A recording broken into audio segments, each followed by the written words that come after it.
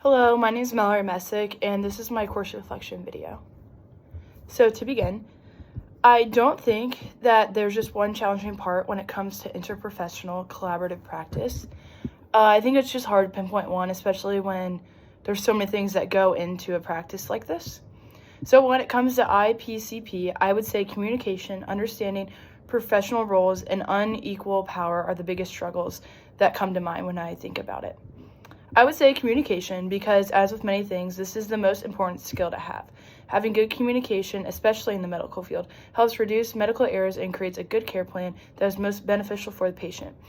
I also think it's important to have good communication with your patient, not just with your coworkers, because in the end, the patient's why they're there, like why the healthcare workers are there. So it's always important to include them in the care plan and take their opinions into consideration. I also think understanding your role is important as it will prevent stepping on each other's toes, and it also gives a good guide as to who can do what. As we saw with some of the case studies, there's many times that people were doing specific tasks that they were not qualified to do, and it ultimately led to the patient being hurt, or in the case of Lewis Blackman, he actually passed away from this. And he also passed away from a communication error too. The family just didn't know what was going on, so they didn't know who could do what, and that they were actually not qualified to do the stuff that they were doing to him.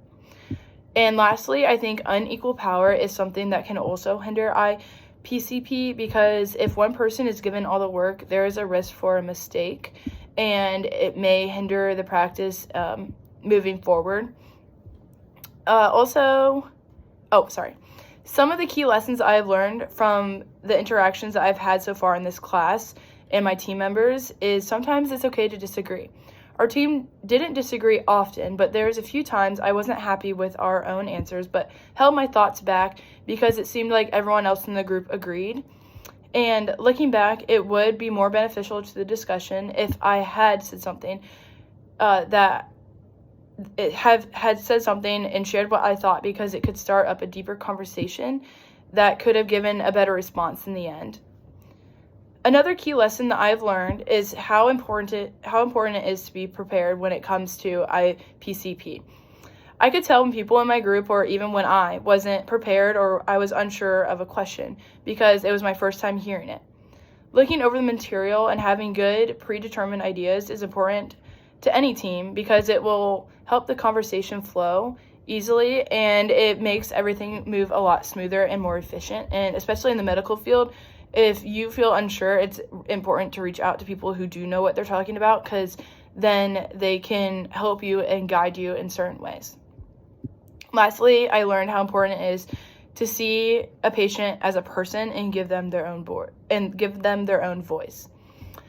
The lesson that I think was the most beneficial for me was the Lewis Blackman case study.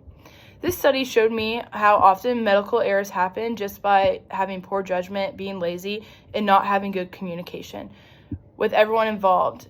And this poor judgment can affect a situation in a very short period, as we saw with him.